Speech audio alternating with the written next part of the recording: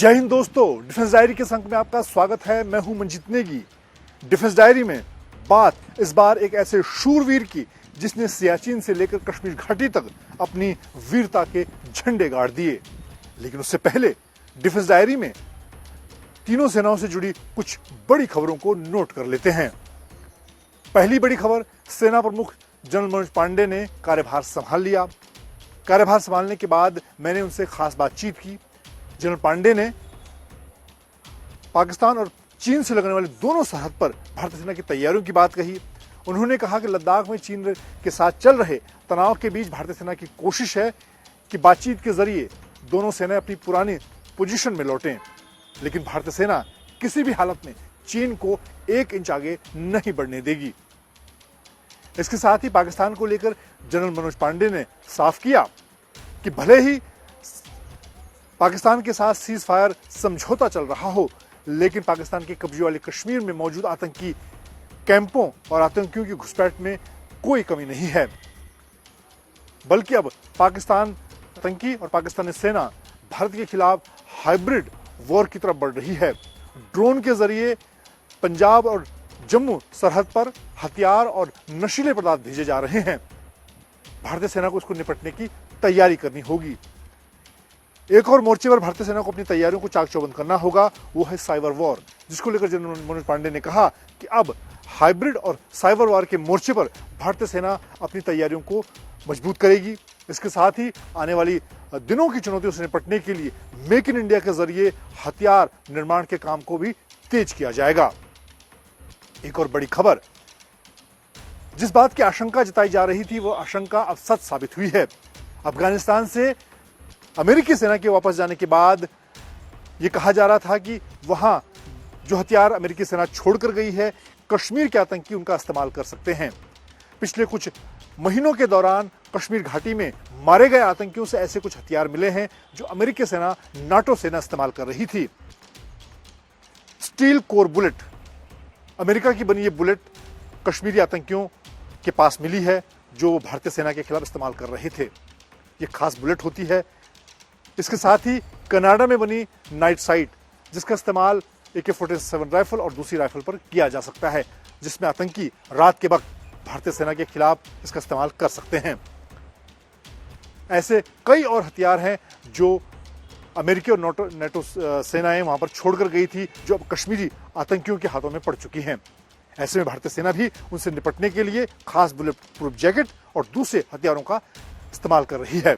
Defence diary में बात अब नायब सूबेदार चुन्नीलाल की, जिन्हें एक नहीं बल्कि 2 वीरता पुरस्कारों से सम्मानित किया गया।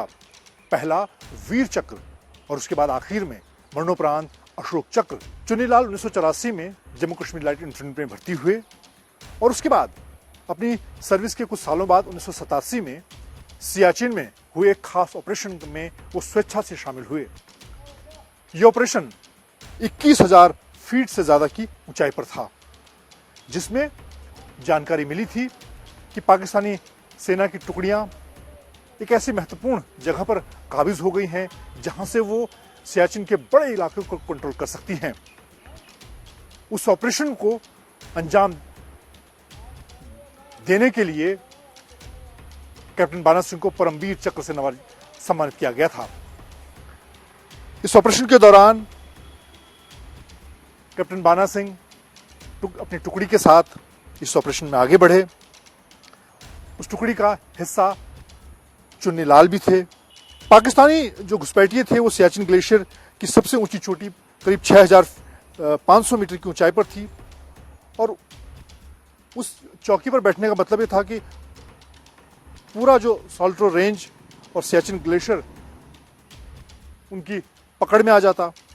ऐसे में इस मुश्किल ऑपरेशन को 26 जून 1987 को उस वक्त नायब सूबेदार बाना सिंह और चुन्नीलाल बेहद कठिन मुश्किल ग्लेशियर के इस इलाके में रेंगते हुए दुश्मन की उस चौकी तक पहुंचे और उस ऑपरेशन को सफलतापूर्वक पूरा किया।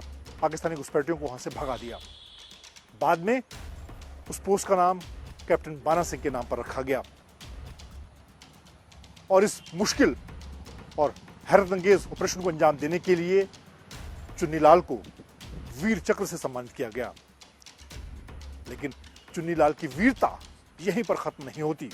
अब बात 21 जून 2007 को नायब सूबेदार चुन्नीलाल का प्रमोशन हुआ, उन्हें नायब सूबेदार की जिम्मेदारी दे दी गई और उसके मात्र 3 दिन के बाद 24 जून 2007 को जम्मू कश्मीर के कुपवाड़ा इलाके में 14,000 फीट की ऊंचाई पर भारतीय सेना को जानकारी मिली कि बड़ी संख्या में आतंकी छुपे हुए हैं। एक बार फिर चुन्नीलाल ने इस ऑपरेशन को स्वेच्छा से अंजाम देने की इच्छा जताई, जबकि हाल में ही उनका नायब सूबेदार के पद पर प्रमोशन हुआ था। वो अपनी लगभग रिटायरमेंट की एज पे थे, उसके बावजूद उनका देश प्रेम का जज्बा हिलोरे ले रहा था। इस ऑपरेशन के दौरान -5 डिग्री तापमान में सुबह लगभग 3:30 बजे नियंत्रण रेखा के पास इस ऑपरेशन को अंजाम देने की तैयारी शुरू हुई। नायब सूबेदार चुन्नीलाल के नेतृत्व में भारतीय सेना की टुकड़ी ने इस इलाके को घेरा और सुबह तक उस जंगल में, उस इलाके में जो आतंकी थे उनकी तलाश चलती रही। अचानक सुबह के वक्त एक झाड़ी से फायरिंग शुरू हो गई और चुन्नीलाल ने मौके को भांपते हुए हैं।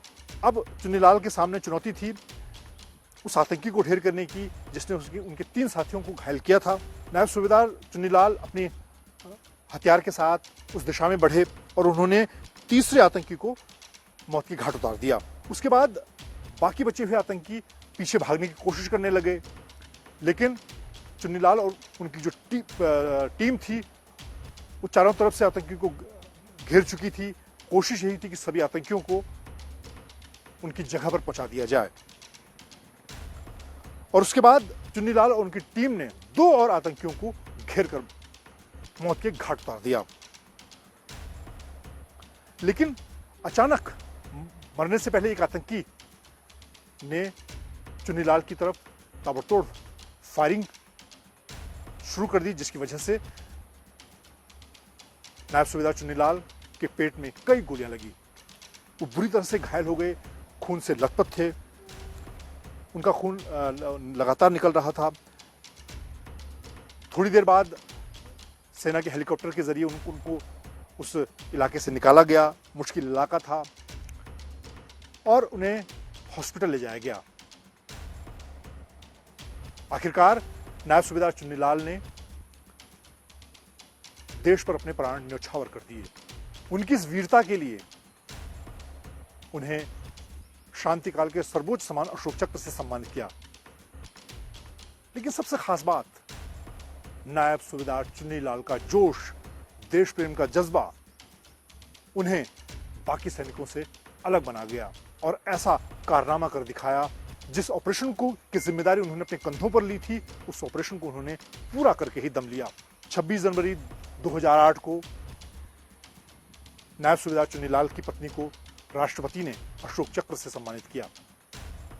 तो इस तरह से नायब सूबेदार चुन्नीलाल ने अपनी वीरता का नया इतिहास लिखा और अब न सिर्फ वो बल्कि उनके परिवार में उनके बेटे उनकी इस परंपरा को आगे बढ़ा रहे हैं। डिफेंस डायरी के अंक में आज के लिए इतना ही। अगली बार कहानी एक और ऐसे ही शूरवीर की। जय हिंद।